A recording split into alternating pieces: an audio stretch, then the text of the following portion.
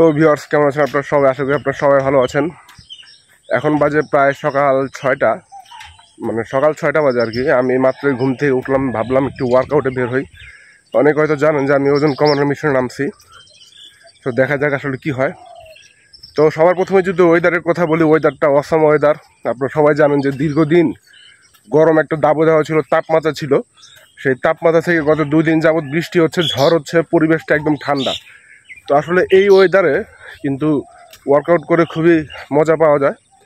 তো আপনারা যারা অবশ্যই ঘরের মধ্যে বসে থাকেন এই সময়টা, অবশ্যই আপনারা এই সময়টা একটু বের হন। বের হইলে পরে বুঝতে পারবেন যে এই জায়গাটা কত সুন্দর।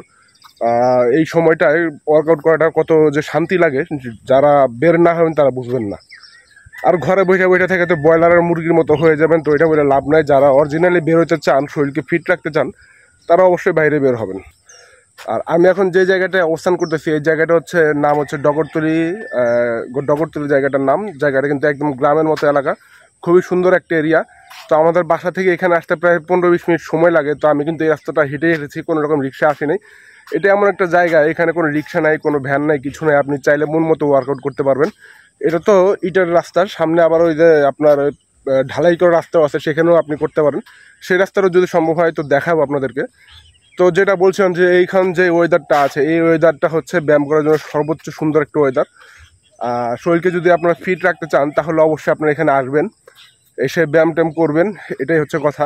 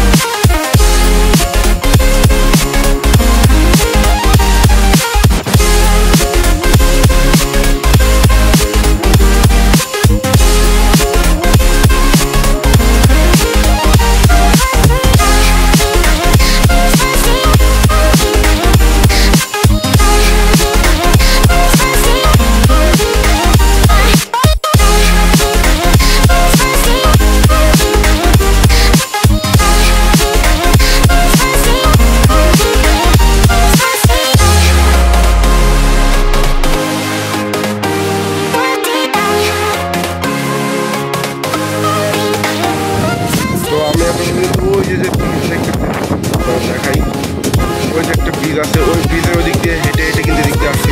মানুষগুলো আসছে, হেঁটে আমি এদিক দিয়ে আসছি, এরকম জায়গাটা ঘুরে আসছি। এখন আমি এইদিকে সামনে গিয়ে বাম পাশে যাওয়ার রাস্তা আছে, আমি এখন এইদিকে যাবো। এই যে দেখেন কংক্রিটের রাস্তা কিন্তু এখান থেকে শুরু হয়ে গেছে।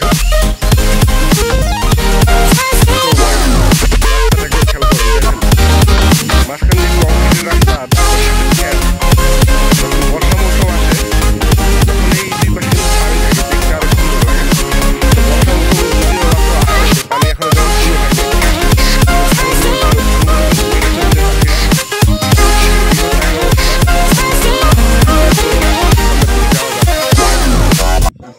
এই রাস্তার এখানে আবার কিছু কলার দোকান আছে। চিন্তা করলাম কিছু কলা খেয়ে নেই।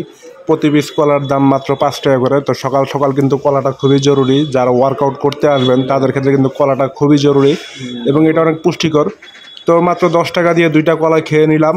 কলাগুলো কিন্তু সত্যিই খুব সুন্দর ছিল এবং খুবই মজবুত ছিল।